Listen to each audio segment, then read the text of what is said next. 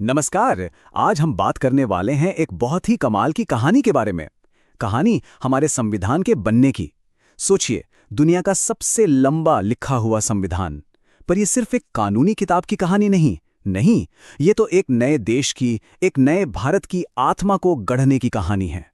जरा सोचकर देखिए, एक नया नया देश बना है, करोड़ों लोग हैं, सैकड़ों अलग अलग भाषाएं बोलते हैं, अलग अलग धर्मों को मानते हैं।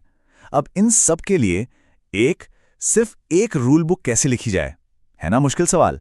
मतलब ये कोई छोटी मोटी चुनौती नहीं थी, ये तो एक पहाड़ जैसी चुनौती थी हमारे देश के निर्माताओं के सामने। और बस यही सवाल है जिसके जवाब आज हम मिलकर ढूंढेंगे। तो चलिए शुरू से शुरू करते हैं।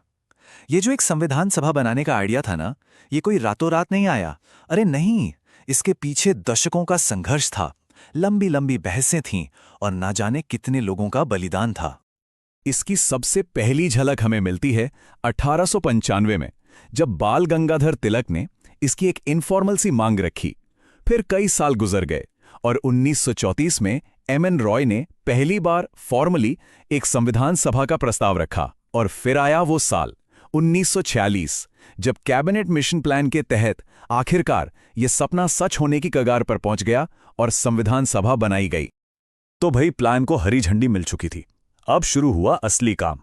देश के कोने कोने से उस वक्त के सबसे तेज दिमागों को, बड़े बड़े नेताओं को और कानून के जानकारों को एक साथ एक छत के नीचे लाने का वो ऐतिहासिक काम। और ये जो सभा बनी ना, इसकी बनावट ही अपने आप में उस समय के भारत का आईना थी। देखिए, कुल 389 सदस्य थे। इनमें से 292 सदस्य ब्रिटिश प्रोविंसेस थे, 93 सदस्य आए थे देसी रियासतों से और 4 सदस्य चीफ कमिश्नर प्रांतों से। मतलब आप देख सकते हैं कि कोशिश ये थी कि हर हिस्से की आवाज इसमें शामिल हो।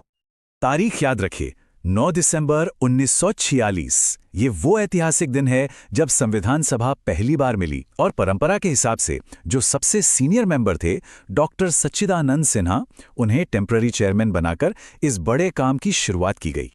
लेकिन कहानी में एक बहुत बड़ा और दुखद मोड़ आया, देश का बंटवारा। और इस बंटवारे की परछाई इस सभा पर भी पड़ी। जो सदस्यों की संख्या 389 थी, वो अब घटकर सिर्फ 299 रह गई। ये सिर्फ एक नंबर का बदलना नहीं था, ये उस दर्दनाक सच्चाई और बदले हुए सियासी माहौल का सबूत था। तो सवाल यह है कि आखिर वो कौन लोग थे जिन्होंने इतनी बड़ी जिम्मेदारी उठाई? कौन थे वो आर्किटेक्ट्स जिन्होंने हमारे संविधान की नींव रखी? चलिए अब मिलते हैं उन महान हस्तियों से। तो देखिए, 11 दिसंबर 1946 को डॉक्टर राजेंद्र प्रसाद को असेंबली का परमानेंट चेयरमैन चुन लिया गया। उन्होंने ही पूरी सभा को गाइड किया। और एक और बहुत जरूरी नाम है, बी.एन. राव। वो थे कॉन्स्टिट्यूशनल एडवाइजर, एक तरह से कहें तो पर्दे के पीछे के हीरो, जिन्होंने संविधान का शुरुआती ढांचा तैयार करने में बहुत बड़ा रोल निभाया। अब आते हैं इस पूरी कहानी के सबसे अहम हिस्से पर, ड्राफ्टिंग कमिटी। आप इसे इस पूरी प्रक्रिया का इंजन या दिल कह सकते हैं। 29 अगस्त 1947 को यह कमेटी बनी, सिर्फ 7 सदस्य। लेकिन इन्हीं 7 लोगों के कंधों पर संविधान का पूरा ड्राफ्ट तैयार करने की सबसे मुश्किल जिम्मेदारी थी। और इस टीम के कप्तान थे डॉक्टर बी.आर. अम्बेडकर।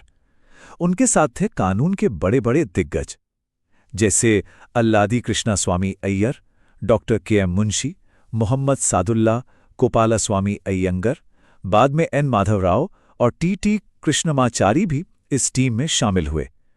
यही वो 7 लोग थे जो मिलकर भारत के भविष्य का खाका तैयार कर रहे थे। अब जरा सोचिए कि ये काम कितना बड़ा था, इसमें कितनी मेहनत लगी होगी, कितना वक्त, कितना डेडिकेशन। ये सच में किसी महाकाव्य से कम नहीं था। पूरे 2 साल, 11 महीने और 18 दिन। जी हां, इतना वक्त लगा दिन रात की मेहनत के बाद, तब जाकर हमारा ये ऐतिहासिक संविधान बनकर तैयार हुआ। और इन लगभग 3 सालों में असेंबली कुल 114 दिन बैठी। और इन बैठकों में क्या होता था? एक एक शब्द पर, एक एक लाइन पर घंटों बहस होती थी, तर्क दिए जाते थे, सवाल उठाए जाते थे, ताकि जो भी लिखा जाए वो बिल्कुल पक्का हो, हर कसौटी पर खरा उतरे। और एक बात और जो जानना बहुत जरूरी है, इस पूरे काम में 15 महिला सदस्य भी शामिल थीं।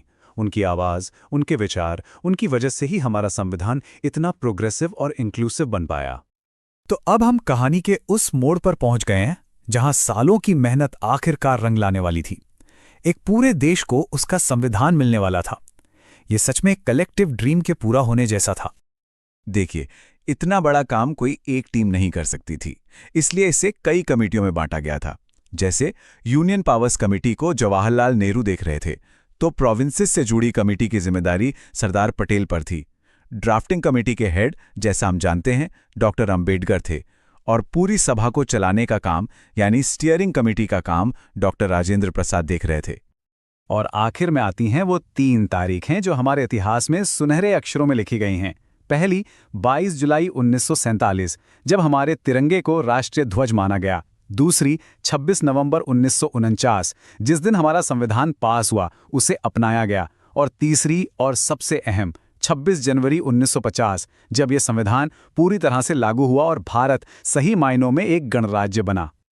और हाँ, इसी खास दिन को यानी 26 नवंबर को याद रखने के लिए हम साल 2015 से इसे संविधान दिवस या कॉन्स्टिट्यूशन डे के तौर पर मनाते हैं। ये एक तरीका है उन सभी लोगों के योगदान को याद करने का जिन्होंने हमें ये संविधान दिया। तो जब यह संविधान 1950 में लागू हुआ तो इसमें 22 पार्ट्स, 395 आर्टिकल्स और 8 शेड्यूल्स थे। यही वो ओरिजिनल ब्लूप्रिंट है, वो मजबूत बुनियाद जिस पर आज दुनिया की सबसे बड़ी डेमोक्रेसी हमारा भारत शान से खड़ा है। तो जाते जाते एक सवाल छोड़ जाता हूं सबके लिए। आज 75 साल से भी ज्यादा हो गए हैं। आखिर ऐसी क्या बात है इस दस्तावेज में जो ये आज भी दुनिया के सबसे बड़े लोकतंत्र को रास्ता दिखा रहा है? इसे इतनी ताकत कहां से मिलती है? क्या चीज है जो इसे आज भी इतना रिलेवेंट बनाए हुए है? इस पर सोचिएगा जरूर।